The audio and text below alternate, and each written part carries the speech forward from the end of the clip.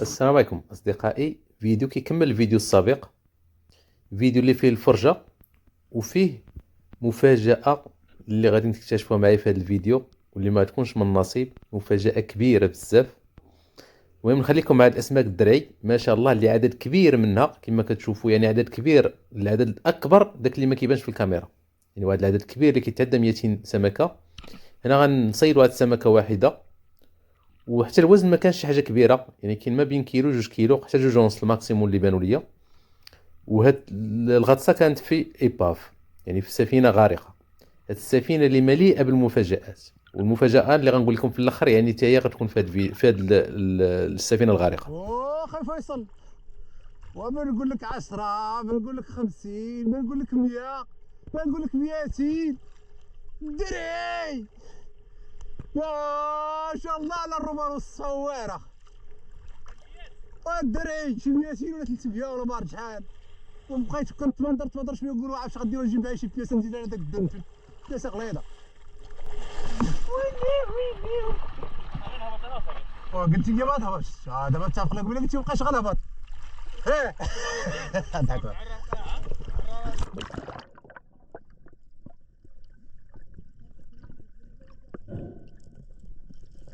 جبت لك الشونطيه خفت نطلع ونقول لك راه كاين الدراري بلي ما كنجيش معاك شي واحد.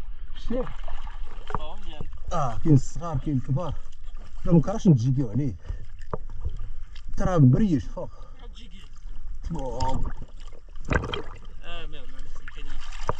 شت بلاتي خلو حب فوق الدانتي، حري الدانتي.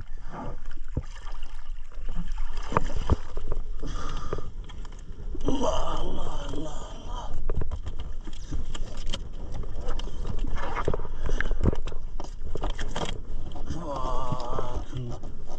جا غير هلو حنا كنقلبوا عليكم.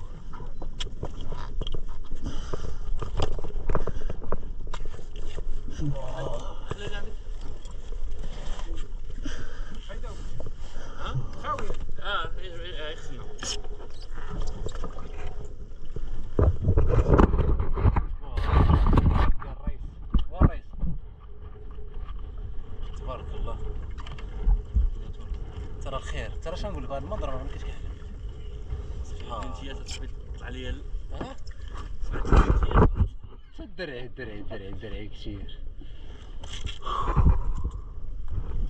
وفي هاد الغطاسات اصدقائي جا الدور ديال صديقي فيصل، واللي كيصور بالكاميرا دابا وكيصيد في نفس المكان اللي صيدت فيه، يعني اللي كان فيه هذاك العدد الكبير ديال السمك الدرعي. لكن كما كتشوفوا يعني الاسماك اختفت، بعض الاسماك اللي مبقاش كتبان، والبعض الاخر في غطسه اخرى كما غتشوفون يعني غيلمح العادي هي سمكه الدرعي وحده دازت من حداه وما ضربهاش. وهنا بقى كيقلب على الاسماك الكبيره، وهنا غيتفاجئ ان الاسماك اغلبها دخلات في ليباف، يعني دخلات في السفينه الداخل. ومن في اخر الفيديو ان شاء الله غادي ندخل للمخبأ ديالها فين مخبيه، يعني في السفينه تحت، وغتشوفوا ان شاء الله.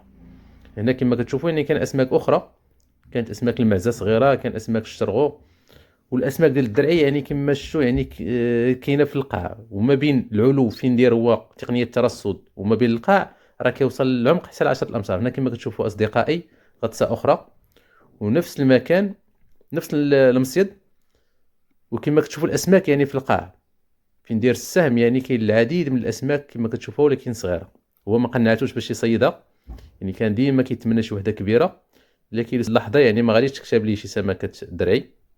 وفي الاخير ان شاء الله غادي يصيد وحده اللي الحجم ديالها كبير، ان شاء الله تشوفوها في اخر الفيديو. كاين ديال لك كيلو ونص، كاين لداخل في كاينه كالوما من داخل شي 10.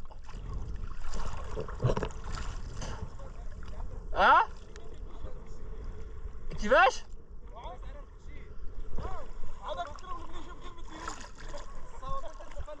شويه في القاعه، شويه احسن من الاول. من بعد هاد اللقطه اصدقائي اللي الصديق ديالي صيد فيها سمكات والبرادع قبل هاد الغطاسات، فغادي تكتشفوا معايا المفاجاه الكبيره.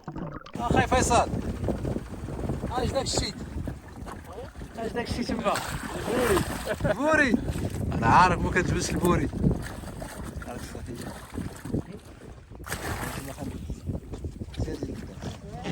اجي هاكا. انا نشوف واش تبارك الله جاك الخير. زيد قرب شويه هنا ولا بلاتي انا نزور. ويلي تبارك الله. شد الريس ديرو مع خوتو شد الحوته.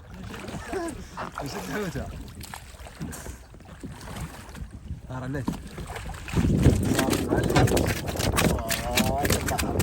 صار الموس خبط له. تبارك الله خير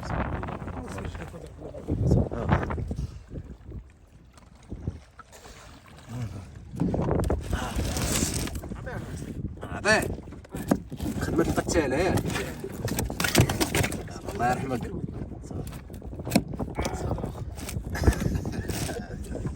هذا كيما تبارك الله ما شاء الله على هادشي تبارك الله. هاد جوج 41 هاي بقى لي هنايا هاد راسي. ها 41 وها 41 وها 41 وها 41.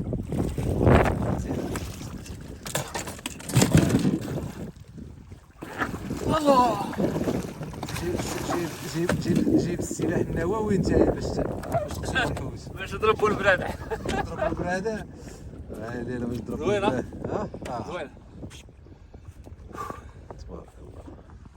قول بك ولد الهم قبيله قول بك قال لك ما ترجعوا واش ضربت واحد صغير. دابا نضرب صغير ولا انا ضربت الصغير.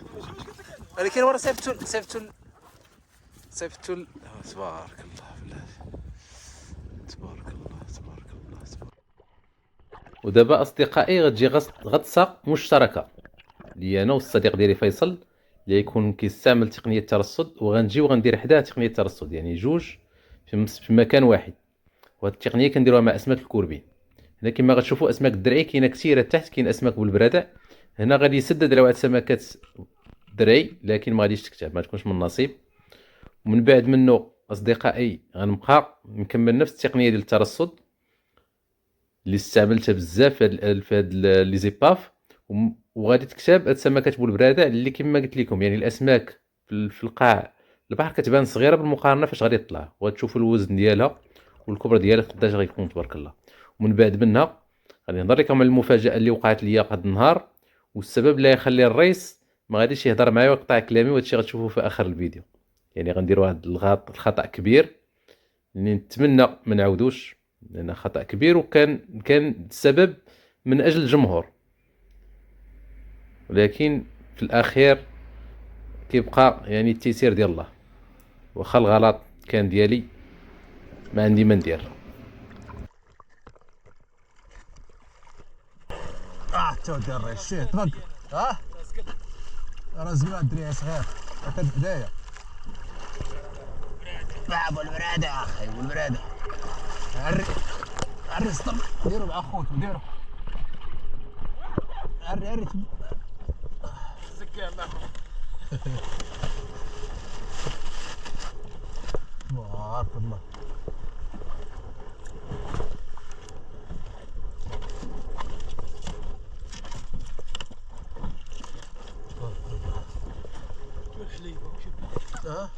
تا هو في هذه الغطسه اصدقائي غادي تبان لكم اسماك كثيره ديال بالبرادع اللي ما غنسد عليها حتى شي سمكه.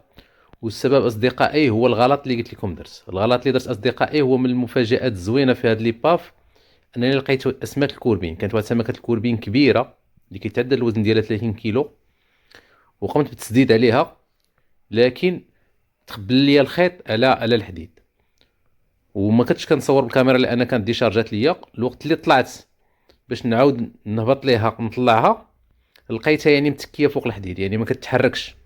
وفي هذيك اللحظه شنو قال لي راسي؟ قلت اجي نطلع نعاود نجيب الكاميرا. يعني طلعت حيدت الكاميرا حيدت الباتري. الوقت اللي هبطت ليها اللحظه اللي هبط عندنا لقيتها تقطعت. وغتشوفوا الصديق شنو غيدير لي عليها في الاخر. هنا اصدقائي يعني هنا استعملت الطريقه الثانيه ديال الصيد في الجحور، يعني دخلت لي باب تحت لكن من الجهه ديال الظهر ديالو اللي ما فيهاش الحديد مكسر بزاف. وكما كتشوفوا اسماك الدرعي كاينه كثيره هي اسماك بالبرادع اللي داخله تحت لي باف، ولي باف اللي الطول ديالو كيتعدى على 30 متر يعني كاين اسماك كثير هنا كما كتشوف، يعني كيطلع ليا وكيرجع. وهنا ما بغيتش نسدد على حتى شي سمكه وطلعت بلا ما نصيد شي سمكه، مع العلم انني الا جيت من الجهه الثانيه فراه قريب ليا بزاف، لكن كاين الحديد بزاف وممكن انه يتخبل ليا وممكن انه تضيع ليا الفليشه. لهذا اصدقائي هنا قررت انني ما نسدد على حتى شي سمكه، اكتفيت بهذا القدر. الحمد لله اللي كان فيه الخير والبركه. من بعد شهر وحنا كنبحثوا على سمكه الكوربين، وفي الاخير من لقيتها ضربتها وصيدتها وما كتبت انني نطلع للزودياك. والسبب كما قلت لكم هو طمعت انني نصورها للجمهور كيفاش كانت فوق يعني كانت ميته فوق من ليباف. هنا كان عليا خصني نطلعها ونصورها فوق الماء، ما كتبتش. الصديق ديالي في الاخر الفيديو كما غتشوفوا غيكا عليا، ما يبقاش يبغي يهضر معايا. هذه سمكه الدرعي اللي كانت من طرف الصديق ديالي في ديك اللحظه اللي كنا حنا فوق الباطو. والحمد لله على هذا النهار. ونخليكم مع الصديق. اخي فيصل السلامة اخي فيصل. واسي فيصل واش داكشي ضيانا البركة ياك؟ الحمد لله. نهار السكير واحد ساقل بناج وواحد ساقل كوربين فيها 35 كيلو ولا كثر. باغي نهبط نصورها شادو وباغي نهبط نصورها.